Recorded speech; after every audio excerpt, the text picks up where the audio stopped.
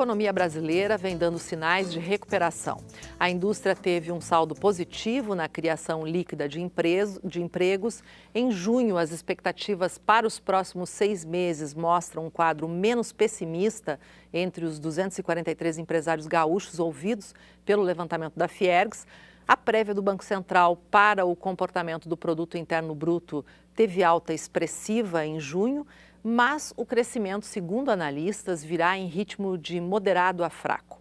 A última análise sobre a economia feita aqui pelo Estúdio 4 foi em março, no começo do ano, e já está na hora de fazer uma nova reflexão a respeito. Por isso, estão no programa desta semana o economista e professor da Universidade de Passo Fundo, Julcemar Zilli, o empresário e vice-presidente da Fiergs, Antônio Roso, e o diretor de planejamento estratégico do Sinduscon, Luiz Antônio Giacomini, que também é empresário.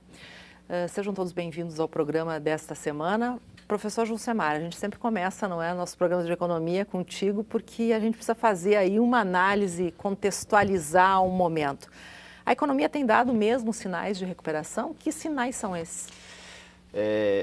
Sim, ela está apresentando alguns indicadores que mostram uma redução na queda desses principais indicadores, e aí nós podemos iniciar principalmente com a própria taxa de inflação, que tem sido usada como forma de controle da política monetária ou da política econômica por meio da redução das taxas de juros. A própria inflação, se nós considerarmos de janeiro a hoje, né, ao mês de julho, que foi a última prévia divulgada, já caiu de 10,49% para 8,74%. Ainda é uma inflação acima dos parâmetros normais, que seria 4,5%, que é a nossa meta de inflação ao ano, podendo variar de 2 pontos para mais ou para menos. Então, de 2,5% a 6,5% seria uma inflação controlada, né, ou dentro dos parâmetros aceitáveis. E hoje ela está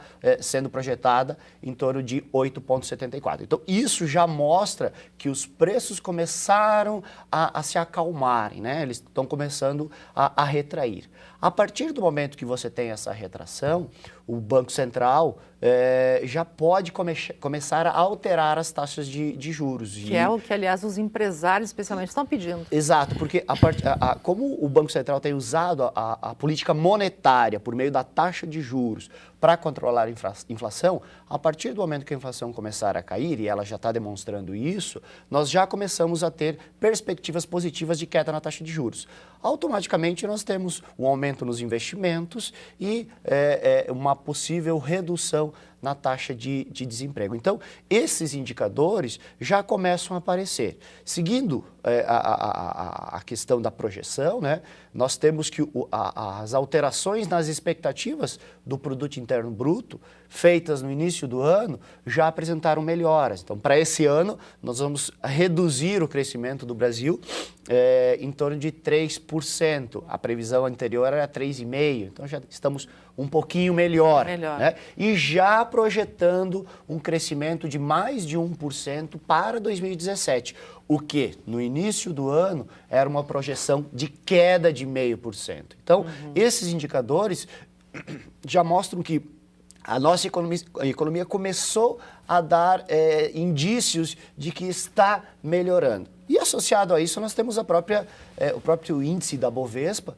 que cresceu em torno de 5 mil pontos nos últimos meses, o que mostra que os investidores estrangeiros, as ações, o valor das ações das empresas brasileiras começaram a melhorar. Então, tudo isso, essa conjuntura toda, demonstra sim que a economia começou a dar sinais leves, moderados de crescimento, de melhoria. Essa recuperação ela tem que começar pela inflação? Ela tem uma lógica ou ela poderia ter começado por outro indicador, por exemplo? É porque, como a inflação ela é hoje um dos principais motivos de nós termos uma taxa de juros elevada, a partir do momento que a inflação começar a apresentar as reduções, você começa a mexer na taxa de juros, que hoje é um dos principais gargalos para o aumento dos investimentos, o aumento da produção e a redução no desemprego. Então, a partir do momento que esse indicador começar a melhorar, isso a gente já está vendo, nós já temos expectativa. E o mercado vai absorver isso. A partir do momento que você melhora as taxas de juros, ou seja, reduz as taxas de juros, os empresários vão começar vão ficar mais incentivados a investir. Investindo mais, aumenta o PIB. Aumentando o PIB, diminui o desemprego. Então, a taxa de inflação aí começa sendo o start desse processo todo. Bom, sobre os empresários, não é? Sobre a medição que a Fiergs faz do índice de otimismo ou pessimismo dos empresários, já há esse indicativo, não é, seu Antônio Roso, de que os empresários estão mais otimistas aí. Isso mesmo. Acho que o que está acontecendo nós chegamos num ponto que eu acho que no fundo do poço, no decorrer do tempo. Aí, já chegamos, então? Chegamos. Eu acho que a partir de agora nós estamos num patamar setorial, que alguns estão melhorando, outros ainda não foi retomado ainda. Mas na pesquisa que foram feitas, inclusive foi publicado isso aí, teve 15 estados no Brasil que houve um PIB positivo, né? Um crescimento na indústria, né? Em vários setores. Então, tem setores ainda que não retomou. Tá? Que retomou mais rápido foi o setor que tinha exportação, que é essa melhorada que deu no dólar, né? Houve, principalmente no setor de calçado, no setor das commodities, então melhorou isso aí. Mas tem ainda no setor do metal mecânico, tirando os implementos agrícolas, ainda está super parado, porque a gente nota assim, que tem muitos projetos saindo da gaveta, mas ainda nós estamos numa fase de espera, porque tem que ser definida a parte política para o empresário poder fazer o seu planejamento a médio e a longo prazo. Isso que a gente nota na conversa, nas estatísticas, nas nossas conversas com todo o setor empresarial lá na Fiergs. E nesse momento é um momento de espera ainda, em função dos acontecimentos que vai no mês de agosto, para essa transição toda aí do impeachment. Eu acho que terminando isso aí, nós vamos ter um fato novo no país. Essa é a minha opinião. O índice de pessimismo, otimismo, ele indica justamente o índice ou a capacidade que tem o empresário de investir. Se ele está otimista, é porque ele tem projetos e pode investir. É isso, em outras palavras.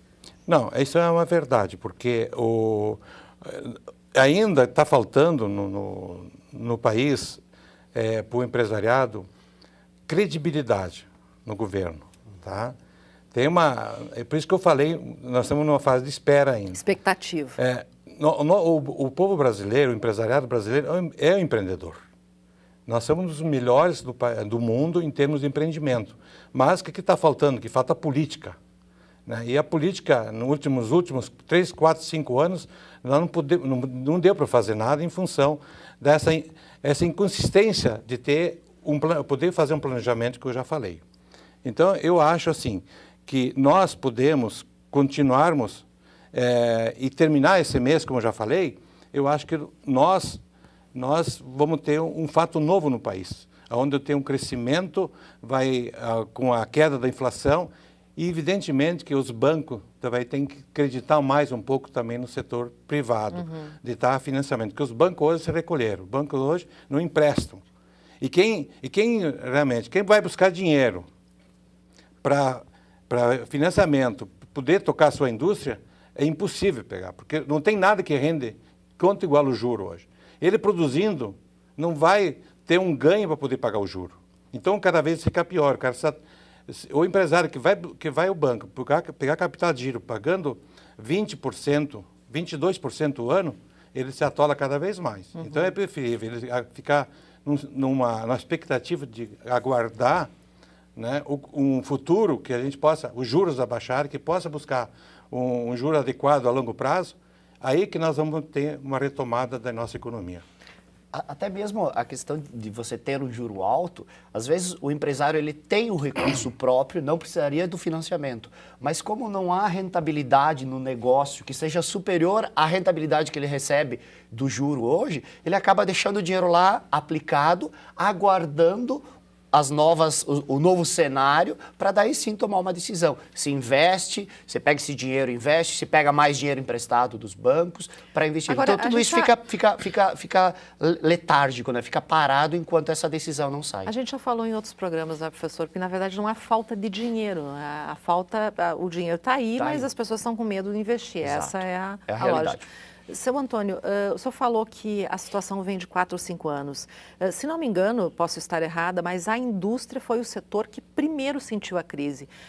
A crise se agravou no momento que a indústria já estava passando por uma dificuldade anterior.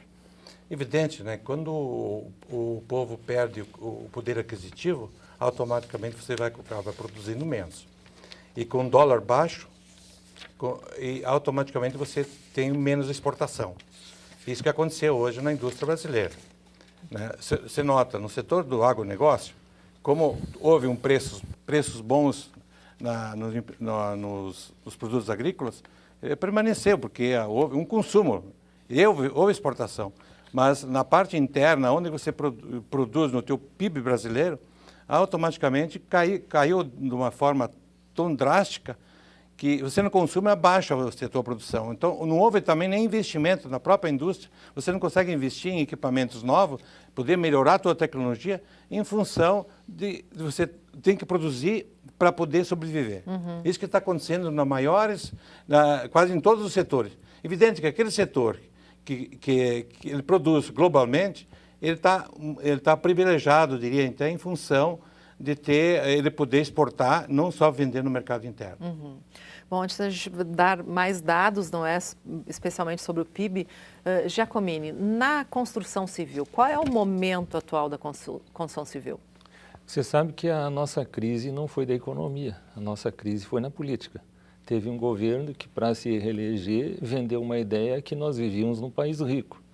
E o pessoal, aí os juros estavam baixos, juros habitacionais baixos na minha área, né? O pessoal se endividou.